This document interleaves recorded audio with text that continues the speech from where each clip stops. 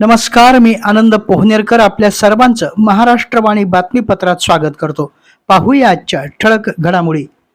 भारताची जनगणना 2027 अंतर्गत पहिल्या फेरीत घर यादी, घराची गणना आणि स्वगणना 1 ते 15 मे या कालावधीत होणार आहे. याची नोंदणी प्रक्रिया सुरू झाली आहे. महापौर सय्यद इक्बाल यांनी स्वतः स्वगणना केली असून नागरिकांनी देखील स्वगणना करावी असं आवाहन त्यांनी केलं आहे. यंदाच्या जनगणनेचे सर्वात मोठं वैशिष्ट्य म्हणजे डिजिटल नोंदणी होय. नागरिकांना गणनेसाठी कर्मचाऱ्यांची वाट पाहण्याची गरज नाही. ते स्वतः आपली आणि आपल्या कुटुंबाची माहिती ऑनलाईन पोर्टलद्वारे नोंदवू शकतात. यालाच स्वगणना असे म्हणतात. ही प्रक्रिया अत्यंत सोपी आणि सुटसुटीत असून नागरिकांनी सहज करता येण्याजोगी आहे. परभणी जिल्हाधिकारी कार्यालय परिसरात सुरू असलेल्या लिफ्टच्या बांधकामामुळे मोठी दुर्घटना घडण्याची शक्यता निर्माण झाली होती. लिफ्टसाठी खोदण्यात आलेल्या खड्ड्यात पाणी साचल्यानं ये-जा करणाऱ्या व्यक्तीला खड्ड्याचा अंदाज आला नाही आणि तो अचानक त्या खड्ड्यात पडला. सुदैवानं या घटनेत कोणतीही जीवितहानी किंवा गंभीर दुखापत झाली नाही. संबंधित व्यक्ती कार्यालयाच्या प्रवेशद्वारातून जात असताना पाण्यामुळे खड्डा स्पष्ट दिसला नाही. त्यामुळे त्याचा तोल जाऊन तो थेट खड्ड्यात पडला. या व्यक्तीच्या हातात बॅग देखील होती. अचानक घडलेल्या या प्रकारामुळे परिसरामध्ये काही काळ गोंधळाचं वातावरण निर्माण झालं. घटनेची माहिती मिळताच परिसरातील काही कर्मचारी आणि नागरिकांनी तात्काळ धाव घेत संबंधित व्यक्तीला बाहेर काढलं. वेळेत मदत मिळाल्यानं संभाव्य मोठा अपघात टळला. या घटनेनंतर प्रशासनानं संबंधित ठिकाणी सुरक्षेच्या उपाययोजना करण्यास सुरुवात केली.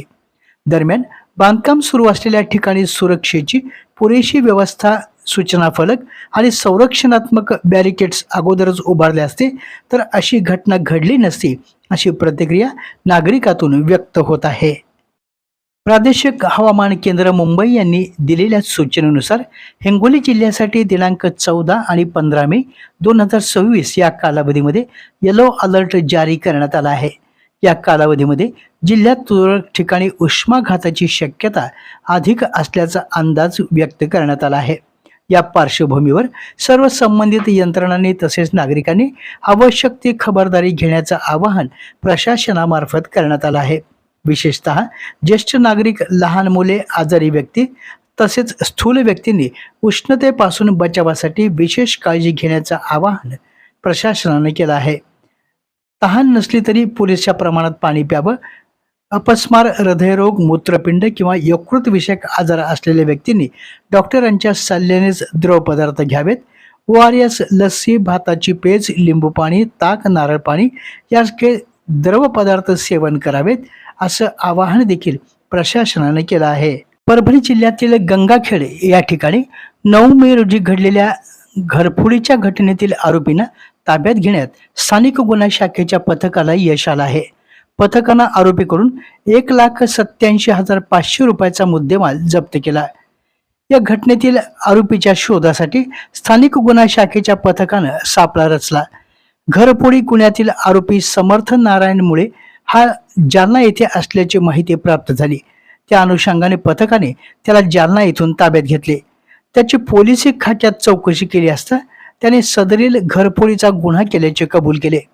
त्याच्याकडून 1,71,500 रुपयाचे दागिने, रोख 16,000 रुपये असे एकूण 1,87,500 रुपयाचा मुद्देमाल जप्त करण्यात आला.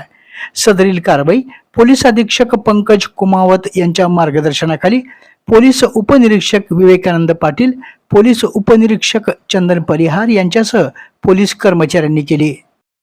परभणी जिल्ह्यातील पोलीस स्टेशन दैठणा अंतर्गत मौजे शिंगणापूर शिवारात एका 25 ते 30 वर्ष वयोगटातील अनोळखी पुरुषाचा मृतदेह आढळून आला असून या प्रकरणी दैठणा पोलीस स्थानकात गुन्हा नोंद करण्यात आला आहे. दिनांक 10 मे 2026 रोजी सायंकाळी 5:15 पूर्वी शिंगणापूर गावाजवळील प्रभाकर ढेंगळे यांच्या शेताला लागून असलेल्या जायकवाडी डावा कॅनलमध्ये एका अनोळखी पुरुषाचं प्रेत सडलेल्या अवस्थेत आढळून आलं.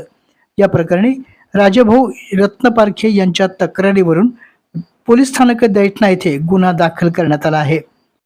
या संदर्भात नागरिकांना अधिक माहिती मिळाल्यास त्यांनी त्वरित स्थानिक गुन्हा शाखा पोलीस निरीक्षक विवेकानंद पाटील, सहाय्यक पोलीस निरीक्षक जी सोनोत, ठाणे प्रभारी अधिकारी पोलीस उपनिरीक्षक विशाल प्रल्हाद सूर्यवंशी आणि पोलीस नियंत्रण कक्ष परभणी येथे संपर्क साधावा असं आवाहन पोलीस प्रशासनाच्या वतीनं करण्यात आलं आहे.